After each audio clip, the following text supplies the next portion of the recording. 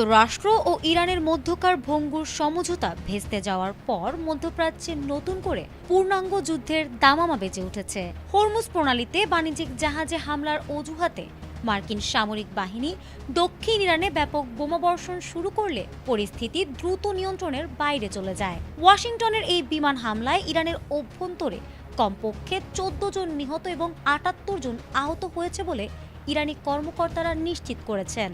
তবে ইরান যে দমে যাওয়ার পাত্র নয় তা স্পষ্ট করে মধ্যপ্রাচ্যে অবস্থিত মার্কিন সামরিক স্থাপনাগুলোতে একযোগে নজিরবিহীন পাল্টা আঘাত এনেছে তেহরান। মার্কিন আগ্রাসনের জবাবে ইরানের সামরিক বাহিনী ওমান, কাতার, কুয়েত, বাহরাইন ও জর্ডানের মার্কিন ঘাঁটিগুলো লক্ষ্য করে ঝাঁকে ঝাঁকে ব্যালিস্টিক ক্ষেপণাস্ত্র ও আত্মঘাতী ড্রোন ছুড়েছে।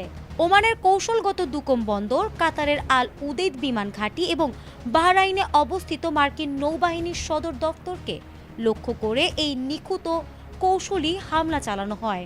সঠিক প্যাড আর সঠিক তথ্য দিয়ে এসব সামলে নিব এক হয়ে। Monalisa sanitary napkin. কাতার ও সংযুক্ত আরব আমিরাতের আকাশ প্রতিরক্ষা ব্যবস্থা বেশ কিছু ইরানি ক্ষেপণাস্ত্র মাঝ আকাশেই প্রতিহত করেছে।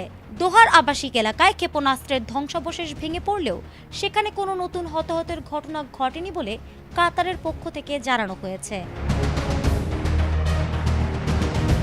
আঞ্চলিক রাজনৈতিক বিশ্লেষকদের মতে ওমান ও কাতারের মতো মধ্যস্থতাকারী দেশগুলো যখন দুই পক্ষের উত্তেজনা প্রশমন এবং হরমুজ প্রণালী সচল রাখার আপ্রাণ চেষ্টা চালাচ্ছিল, ঠিক তখনই ওয়াশিংটনের টানা বিমান হামলা এই কূটনৈতিক প্রক্রিয়াকে স্থবির করে দেয়।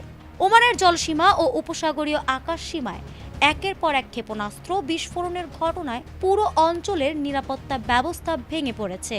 ইরান স্পষ্ট বার্তা দিয়েছে, তাদের ভূখণ্ডে আঘাত করা হলে আরব অঞ্চলের কোনো মার্কিন ঘাঁটিকে নিরাপদ থাকতে দেওয়া হবে না।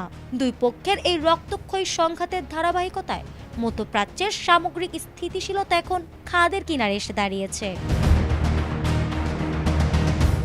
ফারহানা হক, ATN বাংলা।